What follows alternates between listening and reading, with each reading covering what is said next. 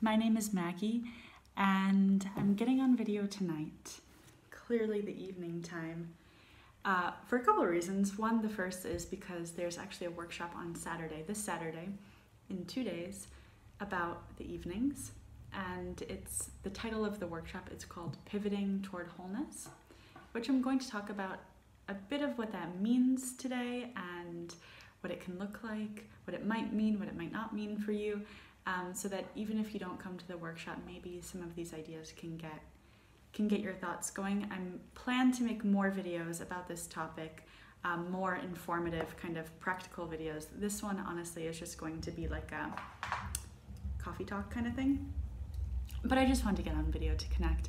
And to be perfectly honest, a huge part of me did not want to get on video too, and I've been putting this off for a long time because it's so vulnerable getting on video. And the funny thing about making a course, writing a book, isn't this pretty where it's like, how it goes like that? Anything like that is that whatever lesson you're in the middle of, whatever theories you're developing or paradigm, you kind of get a crash course over and over again of how that can be applied and how it can't be applied and all of that. So this is more just like me jamming and wanting to connect and talk a bit about the process behind this, and just brew yourself a cup of tea or some hot cocoa, and I hope that you spend this time with me talking about pivoting toward wholeness. So the first thing that I just want to say, because I opened this up a couple of days before I got on video, when I was planning to get on video, and it's a note to myself, and I offer this up to you if this is useful for you. This sentiment of what I'm going to read is really so foundational to what pivoting toward wholeness is and what it means. I'm trying to talk about the definitions of this, right? Because it kind of sounds enigmatic, right? What is or you're like, I get that and I'm interested and I want to go to the workshop. What does it mean though when we talk about it kind of in a big picture way, in a visionary way, right? So the note was, it feels vulnerable to read this, but that's okay. It's not a vulnerable note, it just is something that I say to myself. And I say to myself before getting on video too. So offering this up to you, if you need to do something, whether it's getting on video, sending an email, sending out the query letter, applying for the art show because you want to see your piece there, applying for a school or a university. My cat is scratching at the door. Hold on. This might be something that is useful to add into your own process of thinking.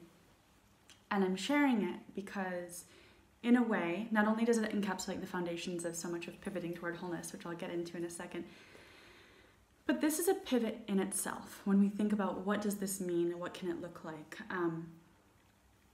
this is setting an intention and putting your consciousness in a very specific place so that you can move forward in the ways that feel most true to you from the place that feels most true to you.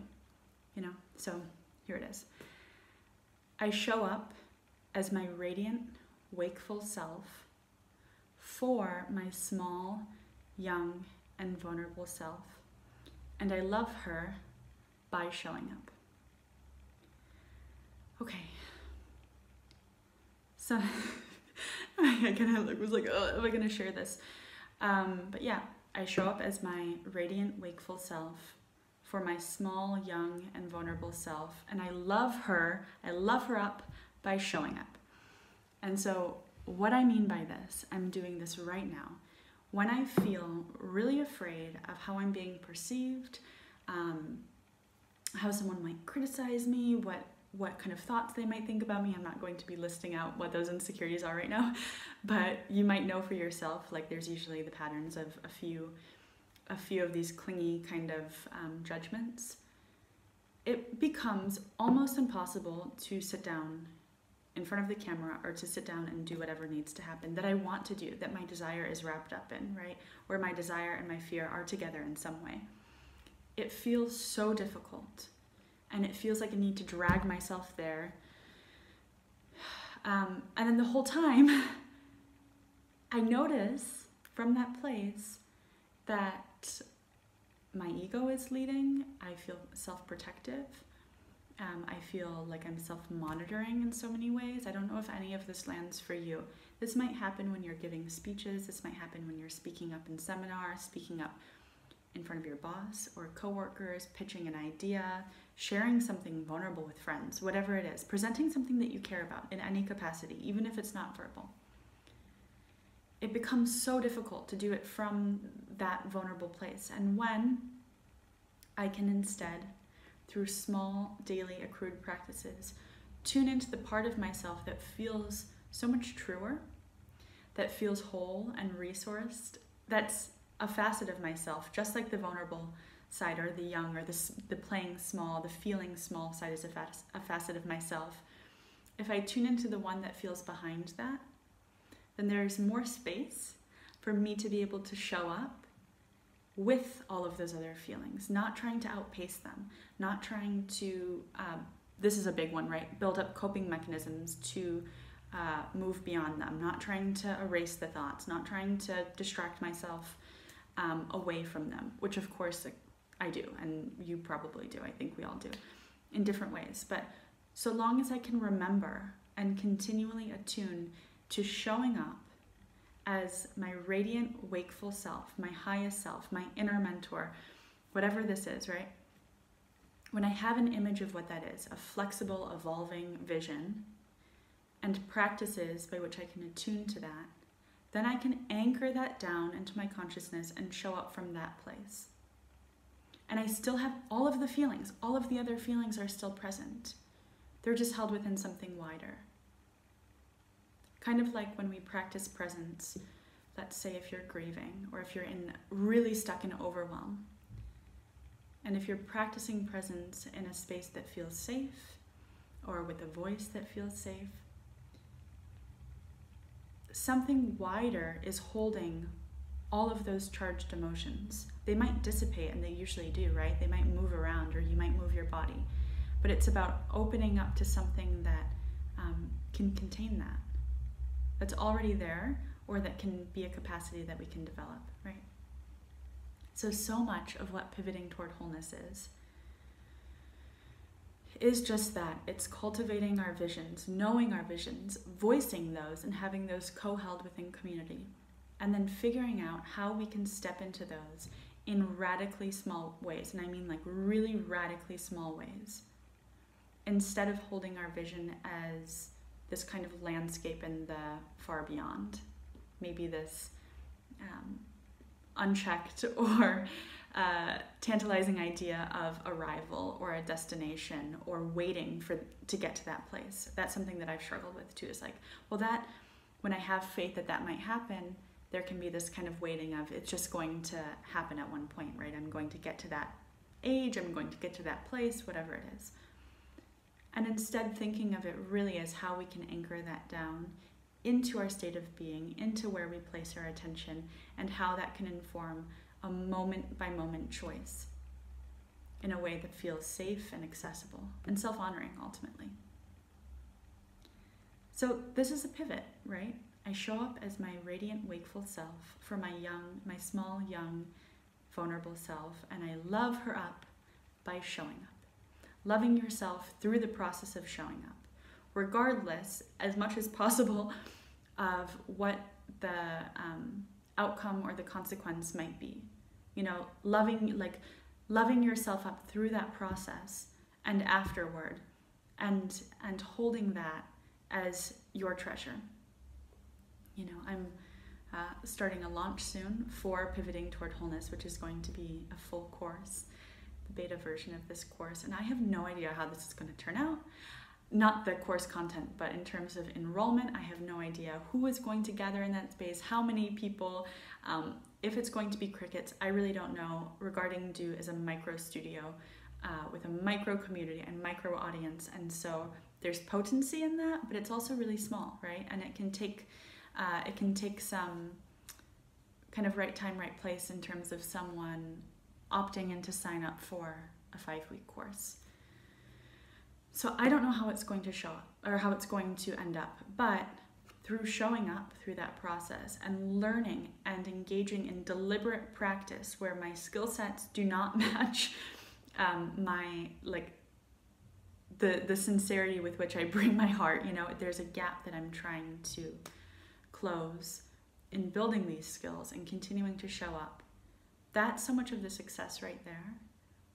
And recognizing that each step, each email, each video, whatever, if we can love ourselves as we're doing it, and especially afterward, like really taking that in and digesting that, then there can be so many seismic shifts. It just makes me kind of teary because I tried for so long to make videos out of this deep desire, and the fear was wrapped, like I said before, as it often is. I think that needs to be acknowledged more sometimes, how creative desire and fear can very well inhabit the same space. And like on a Saturday or a Sunday, I would try to make a video, a short video. I see where I'm at already with the time here, and shorter than this, and it would take me so many hours, and I would just keep on pushing through and really out of this place of trying to outpace the fear. And like, I think it's important to be stubborn about what you most care about, and value perseverance. And it was such a,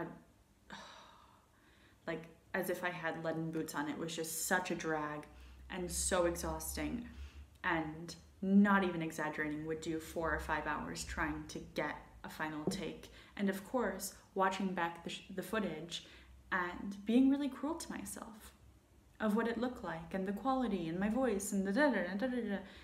Why is this so difficult for me? All of these things, right? And I'm saying this this feels less revealing, honestly, than saying what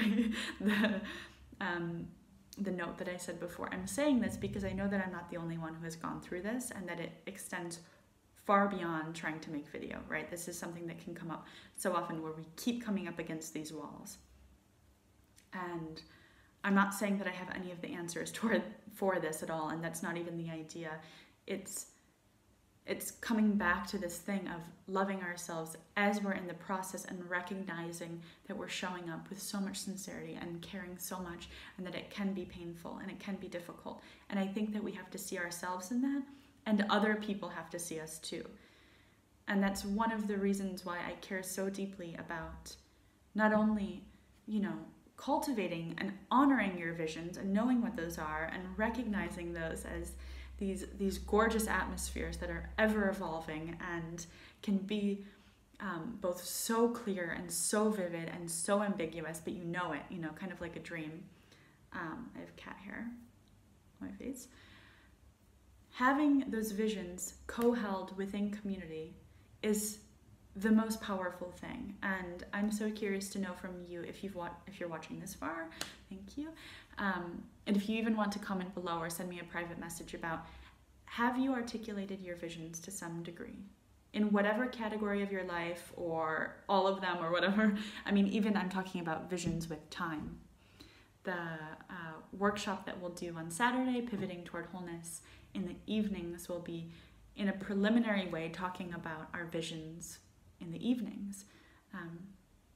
Have you communicated those to someone else or to friends? And have you witnessed you being witnessed in expressing that vision, and knowing that that is really sacredly held by the other person or by the other people? I don't think that happens enough. I don't think that there are enough spaces for that.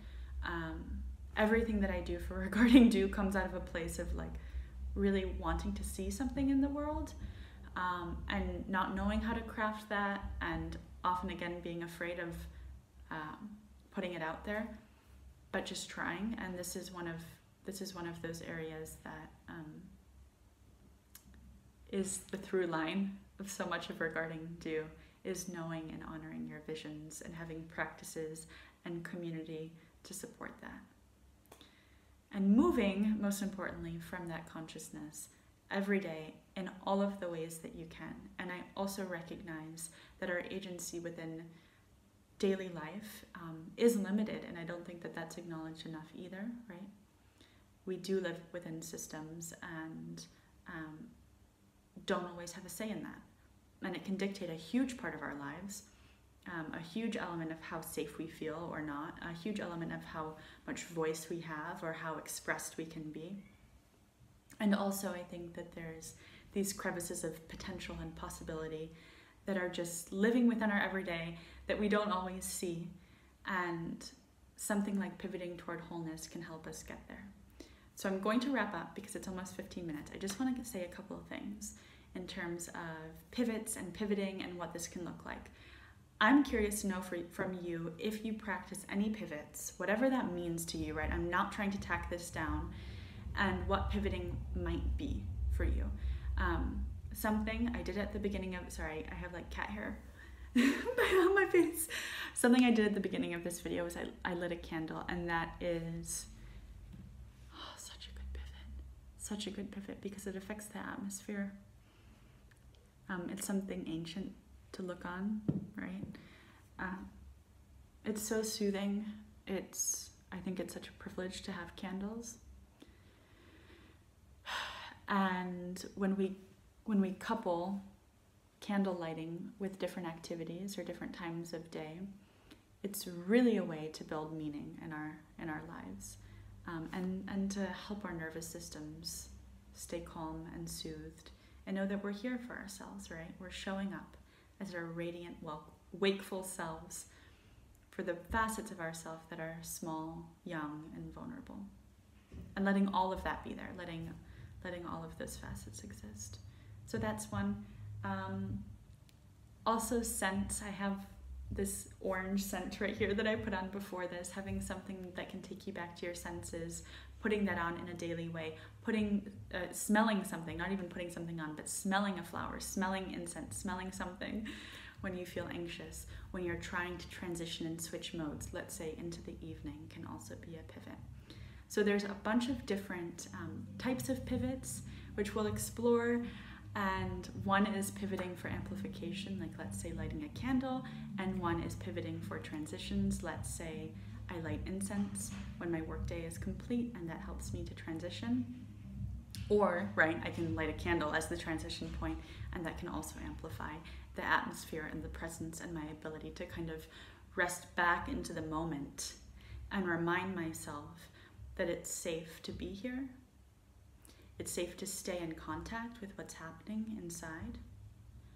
It's safe to listen to creative desires and honor desires and give voice to our visions. Pivoting for amplification can support that. And that all of it happens within the context of pivoting toward wholeness, understanding that we pivot in the smallest of ways, not to get away from anything, but so that we can be here more fully.